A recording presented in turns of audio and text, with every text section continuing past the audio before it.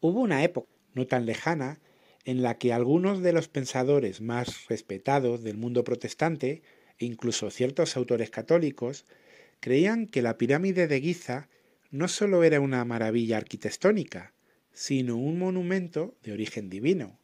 Muchos estaban convencidos de que sus medidas escondían mensajes matemáticos, astronómicos e incluso proféticos para la humanidad. Y lo sorprendente es que al principio estas ideas no surgieron de grupos esotéricos ni de corrientes místicas modernas, no. Nacieron dentro de un ambiente serio, académico y profundamente religioso. Astrónomos, matemáticos, pastores y estudiosos de la Biblia intentaron combinar la arqueología, historia y fe para descifrar un supuesto mensaje antiguo grabado en piedra. Y es que, de la misma manera que hoy existe la arqueología bíblica, que muestra cómo la historia y la Biblia pueden dialogar, en el siglo XIX también parecía legítimo explorar si la Gran Pirámide podría ser otro testigo de esa historia sagrada. Pero con el paso del tiempo, y especialmente cuando la ciencia demostró que aquellas interpretaciones carecían de fundamento, el movimiento cambió. Lo que comenzó como un intento serio y académico se fue transformando en algo muy distinto, una pseudociencia cargada de teorías extrañas, ideas esotéricas y especulaciones místicas que nada tienen que ver con sus orígenes. Y es en este mismo marco histórico cuando surge el episodio tan particular relacionado con Charles Taze Russell. Tal como menciona el libro Proclamadores, en su página 201, libro editado por los Testigos de Jehová, dice: durante unos 35 años, Russell creyó que la Gran Pirámide de Giza servía como un testimonio de Dios que confirmaba ciertos periodos bíblicos, basándose en su interpretación de Isaías 19:19. Aquí podéis ver la imagen que se encuentra en la obra Proclamadores, y cómo los Testigos de Jehová, sin ningún tipo de problema, reconocen que Russell, como estudiante de la Biblia, como investigador, pues en un principio aceptó esta idea y estuvo dispuesto a analizarla y a compartir sus estudios con otras personas. ¿Por qué? Porque el caso es que en aquella época esta idea no parecía extraña dentro del ambiente religioso y científico que lo rodeaba. Claro, con el tiempo, y especialmente cuando la piramidología empezó a ser vista como pseudociencia, esta postura de Russell se convirtió en un blanco de críticas muy severas, tanto por parte de opositores como de quienes no comprendieron el contexto intelectual en el que él vivió. Claro, aunque esta era una idea muy popular, pero las críticas y los ataques, sobre todo, se centraron en Russell. Por eso, en este documental, o más bien en este breve recorrido histórico que haremos juntos, explicaremos el origen de este movimiento académico, quiénes lo iniciaron, qué aportaron y cómo influyó en el mundo cristiano, especialmente dentro del protestantismo del siglo XIX. También veremos de qué maneras estas ideas impactaron en el hermano Russell y analizaremos si las acusaciones que hoy se hacen contra él son ciertas o, como casi siempre, sacadas de contexto. También, para finalizar, haremos algunas reflexiones y presentaremos conclusiones claras. Pero sin más, empecemos con un poco de historia. Vayamos al origen de esta cuestión. John Taylor. ¿Habéis oído hablar alguna vez de él? Pues bien, podríamos decir que John Taylor, el escritor inglés, con un profundo interés por las matemáticas, la Biblia y los monumentos antiguos, fue en realidad el verdadero fundador de la piramidología moderna, incluso antes que el famoso Piazzi en Myth. En su influyente obra, La Gran Pirámide, ¿por qué fue construida y por quién?, en 1859 lo escribió, Taylor introdujo la idea de que la Gran Pirámide contenía medidas divinamente inspiradas, que revelaban aspectos del plan de Dios. Con esta propuesta, estableció la base interpretativa que otros investigadores posteriores combinarían con la cronología bíblica. En otras palabras, Taylor creó el marco que permitió unir medidas arquitectónicas con periodos proféticos. A continuación veremos dos ejemplos tomados de su obra. Primero presentaremos el texto original en inglés y luego su traducción. Concretamente vamos a ir a la página 300 de su obra, en la cual él hace unas declaraciones muy interesantes. Aquí podéis verlas en inglés.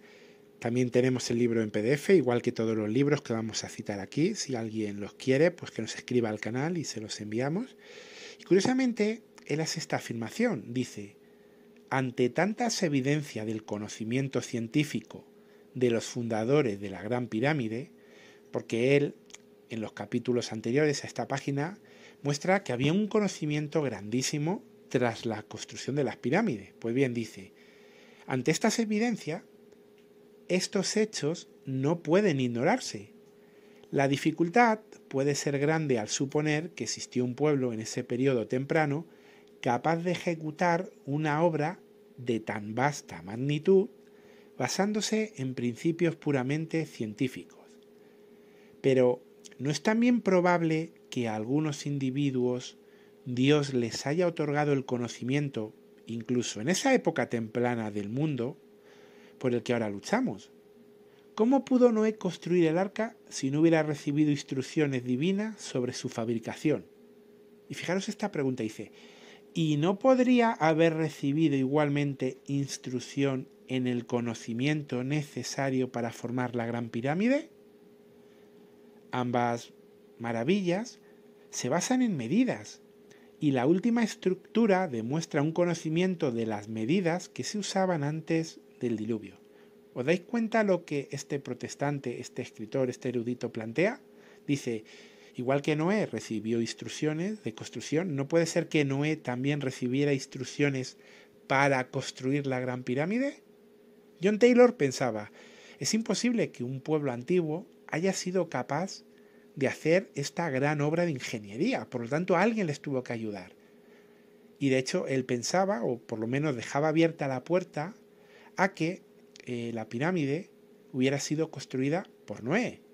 Claro, esta idea maravilló a miles de personas que siguieron investigando, ampliando estas ideas, pero no solamente John Taylor aporta esta posibilidad de que Noé haya construido la Gran Pirámide, de que, digamos, Dios hubiera intervenido dando medidas o dando un conocimiento especial, sino que mencionó otra idea que es clave para entender cómo empieza la piramidología a tener forma.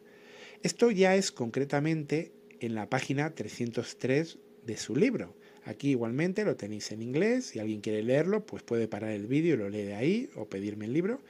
Pero ahora vamos a poner la traducción al español y vamos a ver algo muy importante. Ahí dice, gracias al conocimiento derivado del ángulo de las piedras de revestimiento y la longitud de la base de la Gran Pirámide, todas esas medidas de proporción que parecen arbitrarias en la tabla de constante ya no lo son.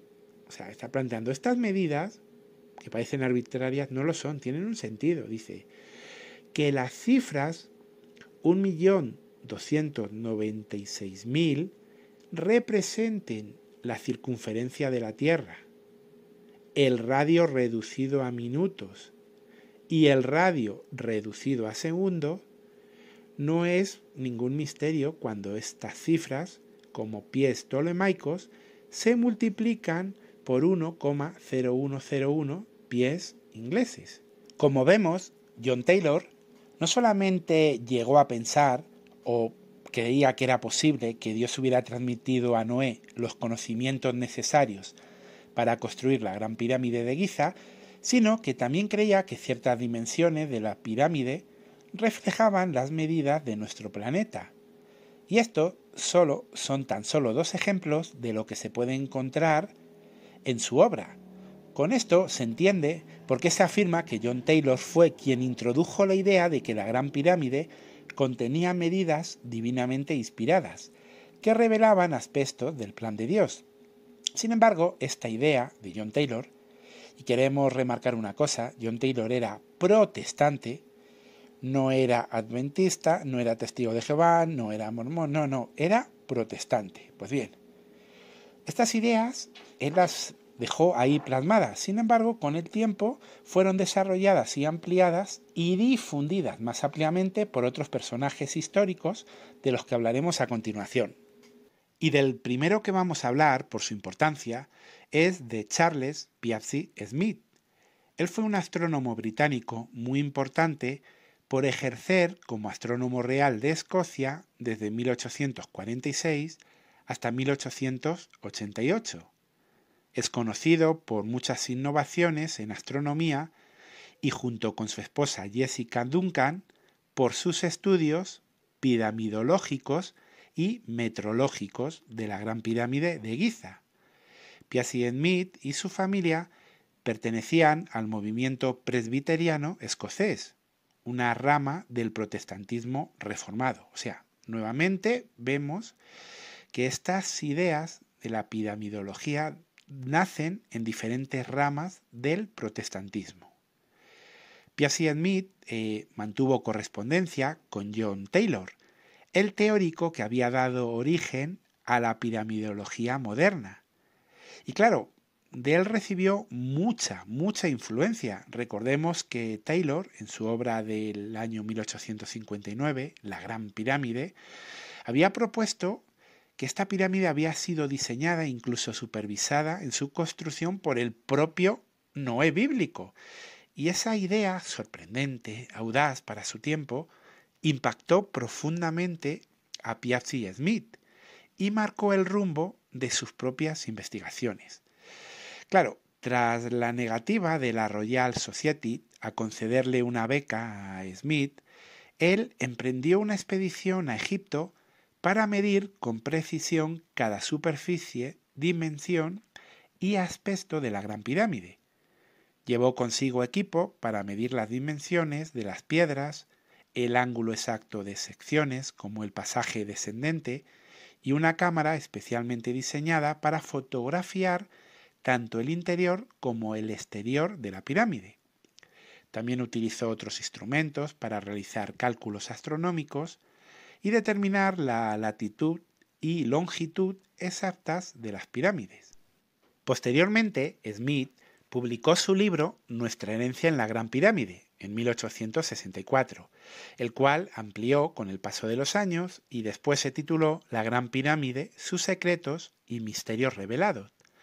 Smith afirmó que las medidas que obtuvo de la Gran Pirámide de Giza indicaban una unidad de longitud, la pulgada piramidal, equivalente a 1,001 pulgadas británicas, que podría haber sido el estándar de medida de los arquitectos de la pirámide. A partir de esto, extrapoló otras medidas como el codo sagrado y la escala de temperatura piramidal. Smith afirmaba que la pulgada piramidal era una medida de origen divino, transmitida a lo largo de los siglos de la época de Sem, hijo de Noé, y que evidentemente los arquitectos de la Gran Pirámide solo pudieron haber trabajado bajo la guía directa de Dios. No había otra forma de hacer esta obra tan colosal.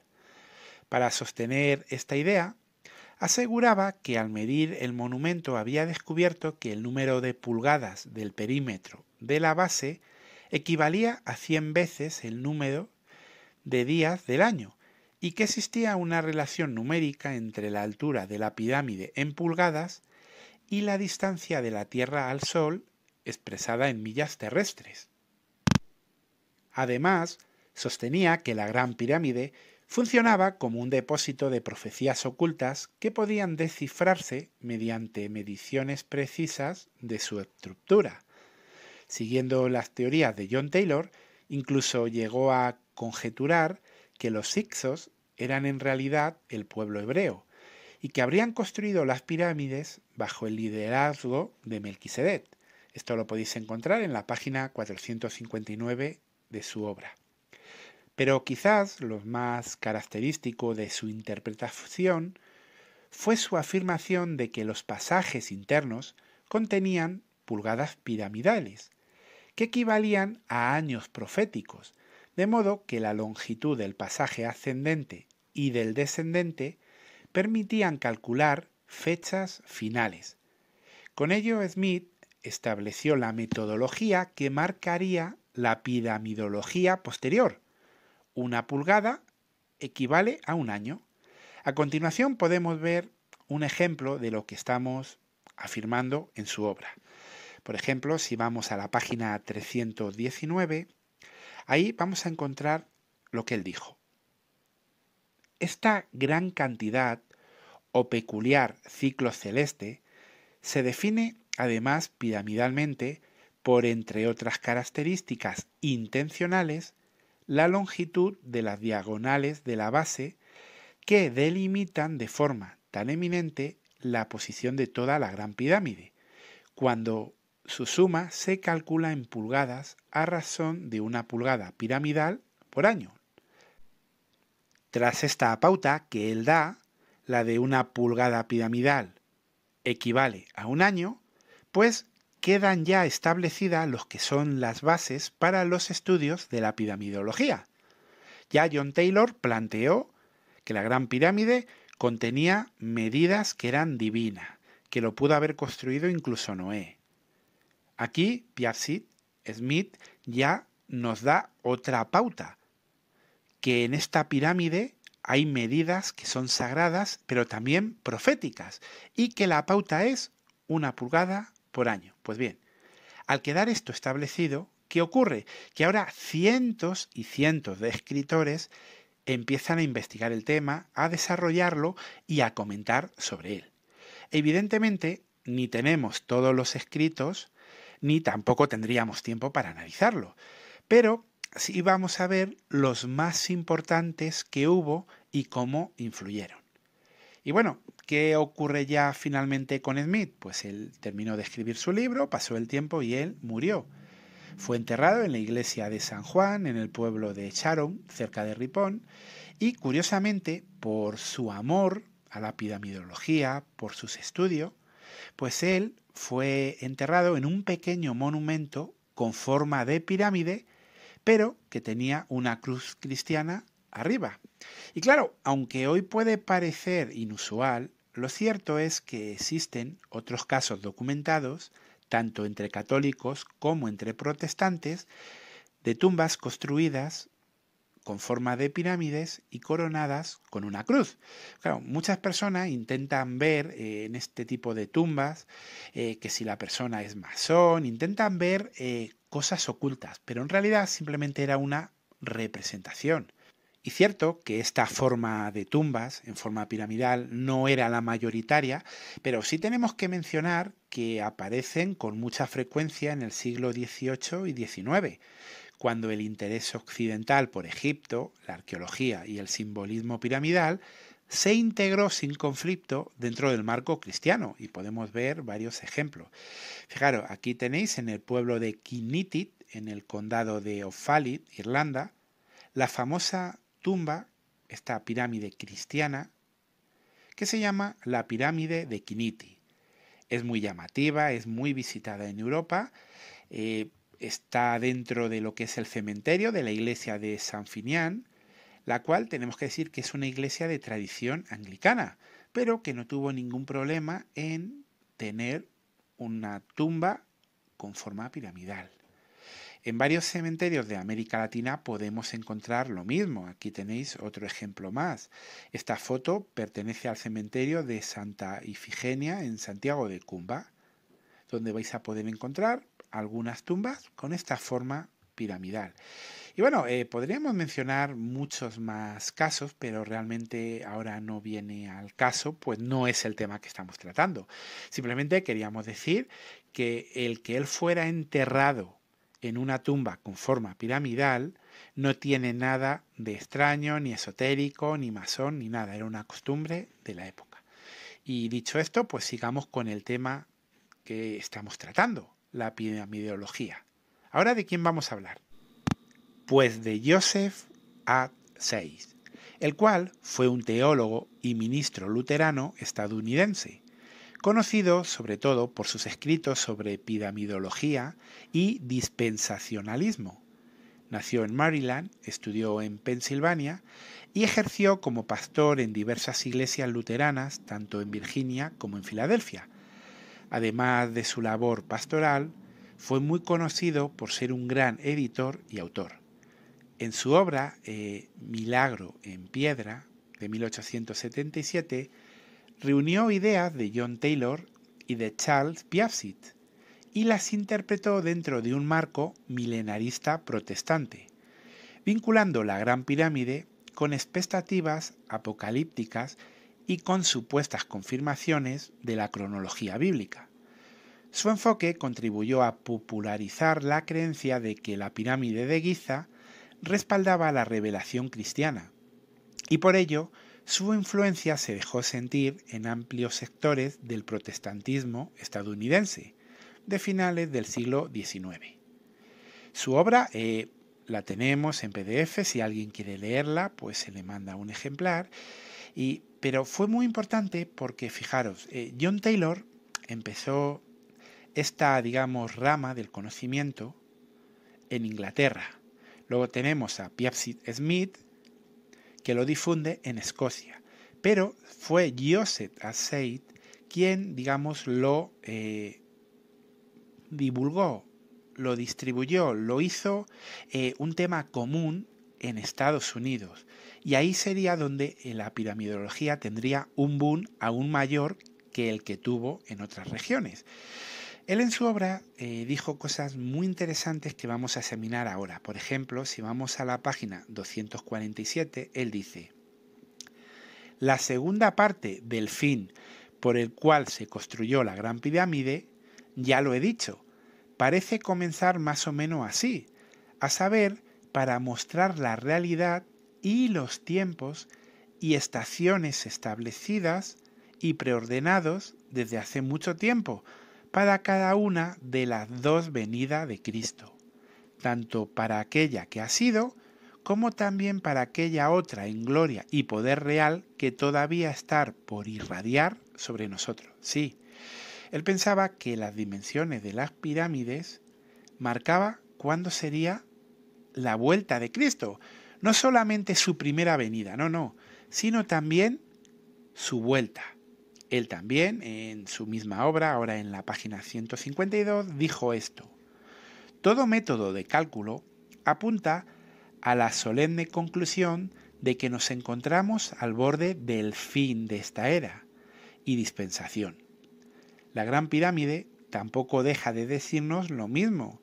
A 1877 pulgadas del inicio de la Gran Galería, durante los 1877 años transcurridos desde el nacimiento de Cristo, solo quedan unas pocas pulgadas más para llegar a su fin. Sí, este hombre fue el que plantó la idea, la distribuyó, la hizo popular, de que el tiempo del fin se podía encontrar en las pirámides. Y bueno, aunque ahora estamos hablando acerca de Joseph Assaid, debido a su gran popularidad y la trascendencia que tuvieron sus escritos, lo cierto es que existieron numerosos autores con ideas muy similares. Ya hemos mencionado a John Taylor, a Piaget, pero sobre todo él se empapó y tomó ideas de un autor escocés llamado Robert Menzies. Él tuvo una obra muy importante que se llamó La Gran Pirámide, un milagro en piedra. Una obra que, aunque distinta, pero es sorprendentemente parecida a la que después publicaría Assaid. El trabajo de Menzies tenemos que decir que fue un claro precedente del enfoque que daría Assaid y otros autores, pues él ya afirmaba que la Gran Pirámide contenía mensajes proféticos codificados en sus medidas y actuaba como un testigo en piedra, anunciando el fin de la era cristiana mediante una cronología simbólica. Cierto que Menzies es poco conocido, pero su influencia tenemos que decir que fue considerable. No es raro que a veces a ambos autores se les confunda, dado lo similar de los títulos de sus libros y las coincidencias de sus tesis. Sin embargo, la diferencia clave es que Menzies fue anterior e influyó directamente en Zeiss. Sin embargo, cada uno cumplió su propósito, uno estando en Europa y otro estando en Estados Unidos. Pero bueno, lo que podemos observar es que estas ideas, estas creencias eran muy populares. Aquí ya hemos mencionado varios autores de Inglaterra, de Escocia, de Estados Unidos, y hemos mencionado evidentemente a los principales, no podemos mencionar a todos los que hubo. O sea, esta idea fue muy popular en el mundo protestante. Ahora bien, ¿qué ocurre? ¿Qué pasa con esto? ¿Cómo la fecha 1914 llega a estar ligada con la piramidología mediante Charles Taze Russell? ¿Quién influyó para que apareciera esa fecha ahí? Pues ahora vamos a hablar de otro personaje. Y concretamente hablaremos de Nelson Barbour, el cual nació en Nueva York en 1824. Nelson creció en un ambiente profundamente protestante y llegó a estudiar para el ministerio episcopal metodista. En su adolescencia escuchó las predicciones de William Miller, quien anunciaba la segunda venida de Cristo para 1844. Tras la gran decepción del 22 de octubre de ese año, Barbour, como tantos seguidores de Miller, quedó teológicamente desorientado. Entre 1850 y 1860 viajó a Australia, donde volvió a relacionarse con círculos adventistas y estudiosos de la profecía. Allí afirmó haber hallado nueva evidencia cronológica que reavivó su interés por los tiempos bíblicos. Todo ese proceso desembocó en la publicación de su obra Tres Mundos, que fue publicada en 1877, obra en la que desarrolló su influyente cronología profética. En ella identificó los tiempos de los gentiles como un periodo de 2520 años que, según sus cálculos, culminaban en 1914, año que marcaría el fin de la era gentil y el inicio de importantes acontecimientos escatológicos vinculados con el establecimiento del reino de Dios. Con esta obra, Barbour se convirtió en el primer autor en sostener y difundir públicamente la idea de 1914, haciéndola conocida dentro de los círculos adventistas y mileristas de su época.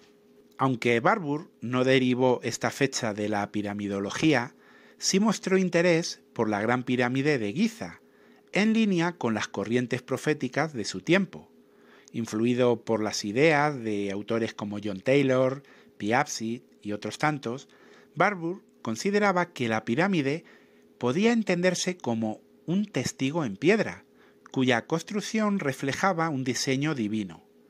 Reconocía en ella un simbolismo que armonizaba con la Biblia y la veía como una obra realizada bajo dirección de Dios.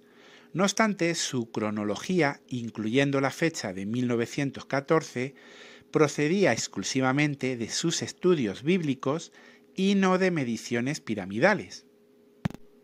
Y pues bien, llegando a este punto, ya podemos ver con claridad que para cuando Russell comenzó su labor como escritor y maestro bíblico, la piramidología no era un movimiento marginal, ni místico, ni esotérico, ni extraño.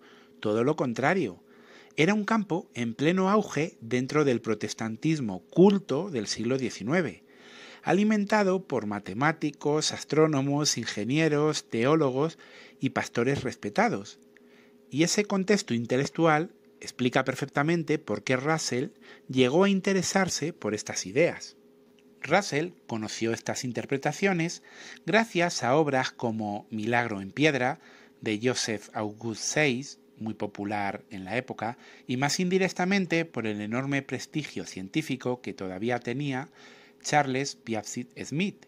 En ese ambiente, considerar que la Gran Pirámide podía ser un testigo en piedra no solo era aceptable, sino incluso visto como un intento de armonizar ciencia, arqueología y Biblia. De hecho, cuando Russell adoptó temporalmente esta idea, tal como documenta el libro Proclamadores en la página 201, editado por los Testigos de Jehová, lo hizo, y esta idea es muy importante, como un apoyo secundario, sí, un apoyo secundario. nunca como base doctrinal.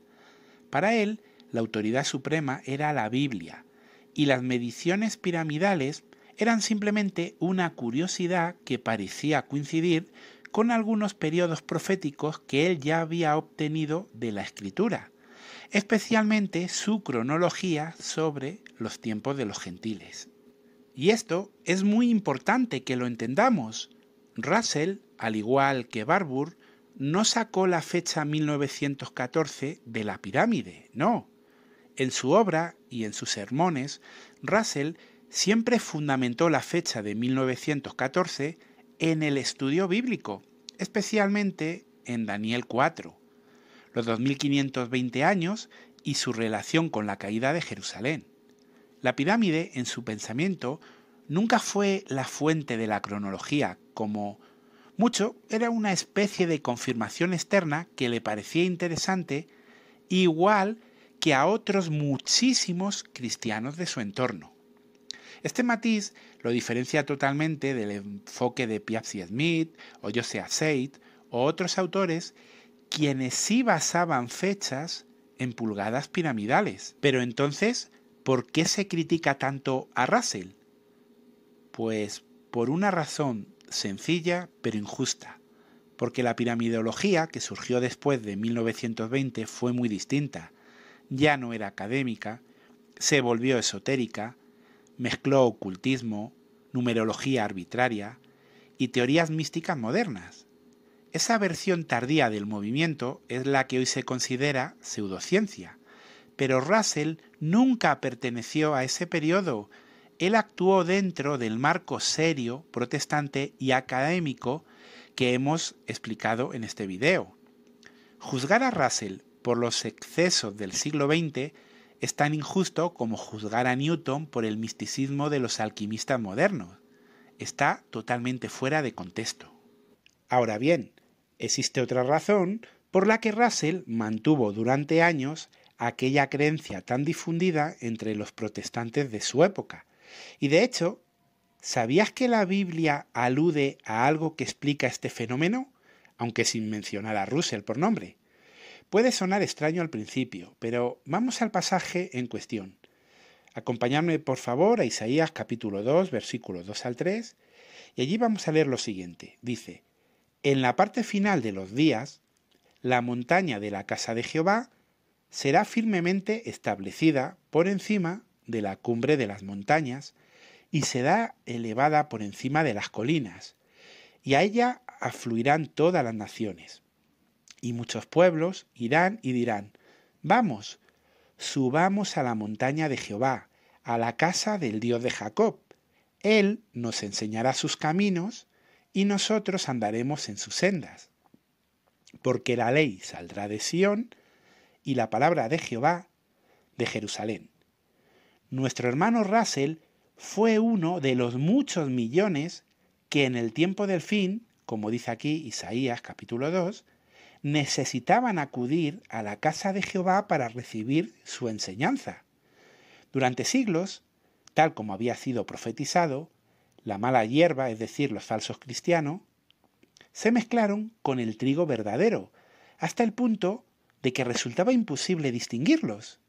También se predijo que después de la muerte de los apóstoles, las congregaciones cristianas serían inundadas por la apostasía y por enseñanzas que no procedían de Dios. Solo en el tiempo del fin, la casa de Jehová sería restablecida con firmeza, y quienes realmente amaran a Dios podrían ser instruidos directamente por Él, en lugar de depender de líderes religiosos que transmitían doctrinas humanas y tradiciones alejadas de la verdad bíblica.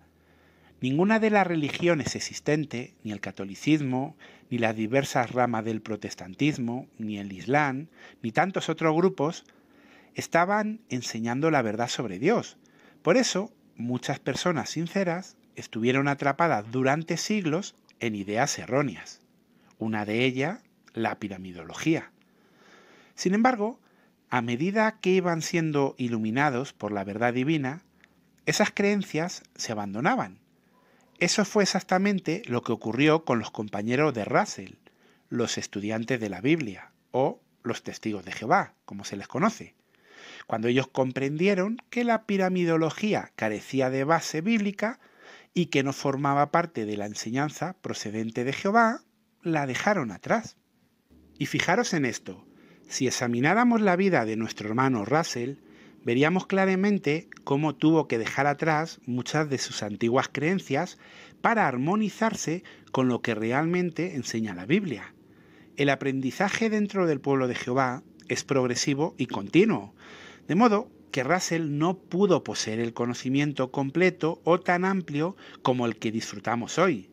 Sin embargo, sí tuvo algo fundamental, un profundo deseo de aprender y de enseñar la verdad bíblica, sin importar los ajustes que fuera necesario hacer. Esa aptitud humilde y dispuesta al cambio se convirtió en un ejemplo que millones de testigos de Jehová han imitado con entusiasmo. Y bueno, ahora es el momento de hacer una reflexión, de sacar una conclusión de todo esto que hemos analizado. El caso es que hemos podido ver cómo las muchas críticas contra Russell, como ocurre hoy con nuestros hermanos y con la organización, surgen de malentendidos, prejuicios o información incompleta. Por eso no debemos dejarnos influir por voces que atacan sin conocimiento, o en algunos casos que atacan con malicia. La historia demuestra que Jehová respalda a quienes buscan sinceramente su guía, y eso es justamente lo que Russell hizo, y lo que millones de personas alrededor del mundo siguen haciendo. Esa misma oportunidad está abierta para cualquiera hoy. Jehová sigue enseñando a quienes desean conocerlo, igual que lo hizo con Russell. Si usted también quiere ser enseñado por él, puede empezar estudiando la Biblia con los testigos de Jehová. Ese estudio le puede ayudar a ver con sus propios ojos lo que Jehová está haciendo y cómo puede transformar su vida. En este estudio podrá aprender cuál es la voluntad de Dios, cuáles son sus normas y qué cosas le desagradan. Y bueno, pues hemos llegado a la parte final del vídeo. Deciros que toda la información que aquí he mencionado la he puesto por escrito en un pequeño folleto. Está en PDF para si alguien desea tenerlo y así poder consultarlo, incluso si a alguien alguna vez se le hace alguna pregunta sobre este tema, pues tenerlo a mano. Que me escriba al mail o me ponga un comentario en el canal y gustosamente pues se lo mando. En este canal, pues sí, seguiremos hablando de Russell y algunas acusaciones que han hecho contra él. Y bueno, pues ahora ya solo despedirme, agradeceros por que me hayáis acompañado hasta aquí, desearos que Jehová os bendiga y que tengáis un buen día.